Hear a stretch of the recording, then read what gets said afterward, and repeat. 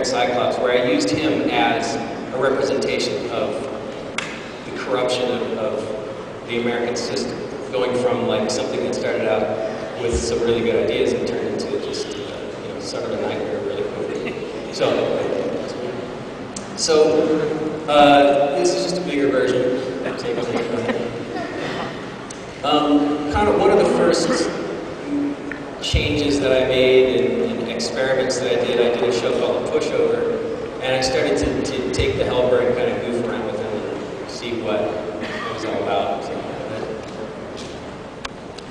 This is a more recent painting that I did for a show in Berlin, and it was just really kind of scary time in my life when lots of transition was happening, and it was just a lot of things were unknown. So it says something is wrong in the background, and it's like, I felt like this is kind of a symbol of this character which started out as such a peaceful, like, innocent thing, and turned into this monster, a real monster that is wielding a bloody axe and chopping people up and things like that. It just felt like, I felt like I had this thing in my life.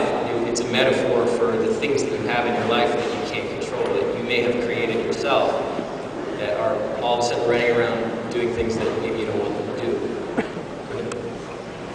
And this is a more recent painting where it's really kind of coming full circle and showing the helper as a real demon, like something that represents everything bad about me, everything that, guilt and pressure, and it just sort of, I almost felt like I was killing that, it's like trying to destroy that part of myself when it was painting. So it's just become more and more personal. My work has become more personal, and it's become integrated into my life in such a way that it really, I need it. I actually figure out things about myself while I'm working, and after I'm done, when I look at this painting now, it reveals things about who I am and what, how I feel about myself. So another kind of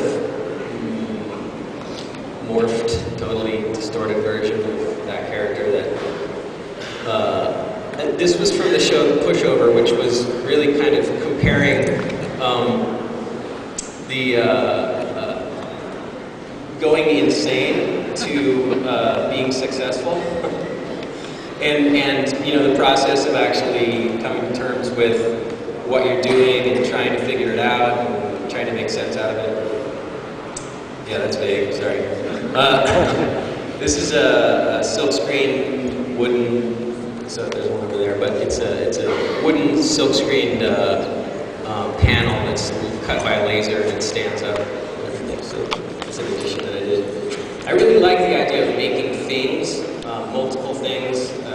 That came from punk rock, and I had a record label. I used to do records, and I would make. They were always real limited. They weren't necessarily punk rock. They were like experimental music and things like that. And I really liked the process of doing that. I learned that from this band called The Residents. Anybody like The Residents? I was a huge fan of The Residents. I was collecting their records and eventually got in touch with them and they started distributing my records, and it was like, just, that was kind of the beginning of, actually feeling like I could just make whatever I wanted anytime I wanted. Final Toys, that's actually, if you go back one, that's, again, similar to the helper in a way, kind of, the same kind of shapes, but really kind of taking it to a different place and adding a bunch of complexity and different shapes and things like that. Go ahead.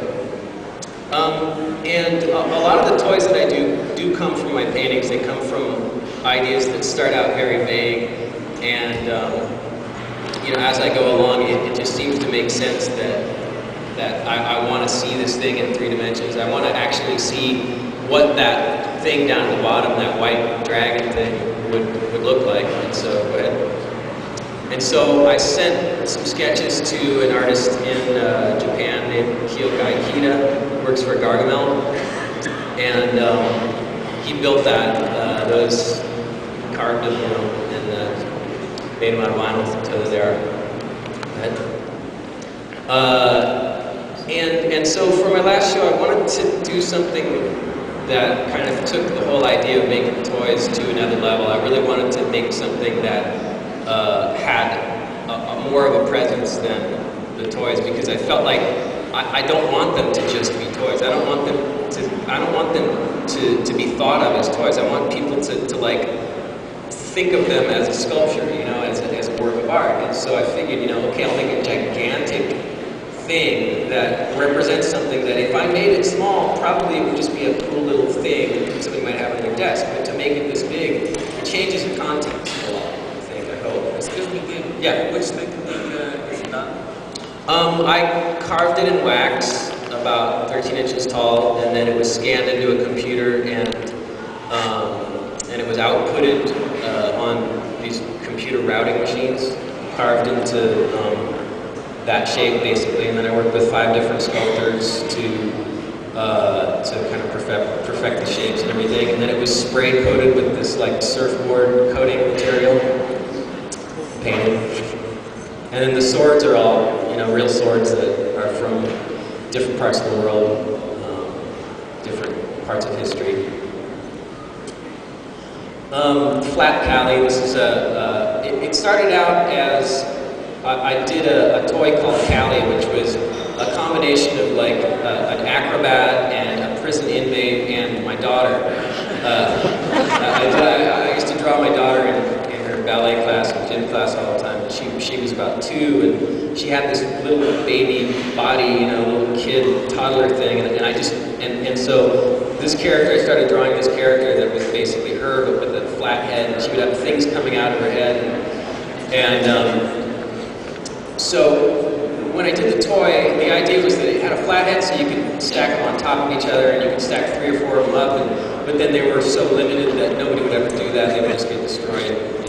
And so I wanted to make a version that people could actually play with, so I made these out of paper, and then I made them out of wood as well. This wooden version is actually MDF, and it was cut out, they were all cut out of a computer and then silkscreen printed. And then there's smaller versions that are made out of chipboard, like paper. They were made by a puzzle manufacturing company over in East LA. More recent work, this is a self-portrait. Should tell you something. But I mean, that kind of punk rock skull thing that started out as, you know, just like anger, you know, whatever, just really a raw kind of punk rock feeling when I was a kid. It's become a real way of communicating for me, and the next show that I'm doing is called The Artist in You, and it's about the experience of being an artist and about the motivations that artists have and the motivations that other people within the art industry have. And I'm writing a whole bunch of text for a book that I'm coming out with that will coincide with the whole thing. So it's like I'm finally trying to put some kind of context to my work and explain it a little bit more, because I've really been reluctant to do that for so long. So is that the last one? Oh yeah, okay.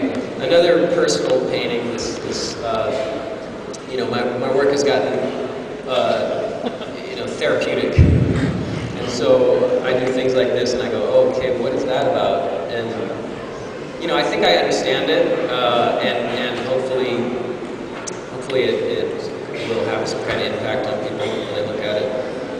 Is that the last one? That's the last one. All right, thank you.